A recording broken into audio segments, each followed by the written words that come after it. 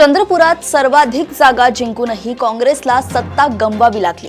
त्याआधी अंबरनाथ पालिकेत काँग्रेसच्या नवनिर्वाचित नगरसेवकांना आपल्याकडे खेचून भाजपने तिथे काँग्रेस शून्यावर आणली। इतरही अनेक ठिकाणी सत्तेच्या जोरावर हे पळवापळवीचे प्रकार भाजपने केले। त्याचा काही प्रमाणात बदला काँग्रेसने भिवंडी निजामपूर महापालिकेत घेतल्याचं दिसतंय। भाजपमधील अंतर्गत वादाचा लाभ उचलत काँग्रेसने अभेद्य समजल्या जाणाऱ्या भाजपला सुरुंग लावला। भिवंडीत भाजपच्या फुटीर गटाने काँग्रेस प्रणित आघाडीला पाठिंबा दिल्याने या आघाडीचा महापौर निवडल्या जाण्याचा मार्ग मोकळा झालाय।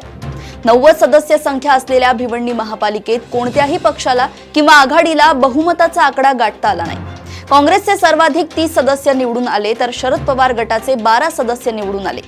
या दोन पक्षांनी एकत्र येत सेक्युलर फ्रंट स्थापन केला, परंतु तरी देखील बहुमतासाठी अजून 4 लोकांचा पाठिंबा गरजेचा होता।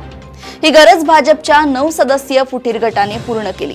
विशेष म्हणजे भाजप सदस्यांची गट नोंदणी झाल्यानंतरही या 9 सदस्यांनी हा वेगळा निर्णय घेतलाय। या फुटीर गटाचे नेतृत्व करणाऱ्या नारायण चौधरी यांचे नाव आधी महापौर पदाचा उमेदवार म्हणून भाजपने जाहीर केले होते, परंतु ऐनवेळी त्यांच्या ऐवजी स्नेहा पाटील यांची उमेदवारी जाहीर करण्यात आली। त्यामुळे हा गट नाराज होता। त्याचा लाभ काँग्रेस प्रणित आघाडीला झाल्याचं दिसतंय। खरे तर भाजप आघाडीकडे ही बहुमताचा आकडा नव्हता।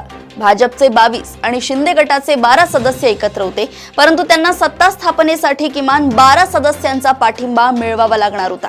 त्यामुळे एक कोंडी निर्माण झाली होती। शेवटी काँग्रेसने भाजपचे अस्त्र त्यांच्यावर उलटवत ही कोंडी फोडल्याचं दिसतंय। अशाच घडामोडी व अपडेट सोबत पुन्हा भेटूया देशोन्नती संपादकीयमध्ये।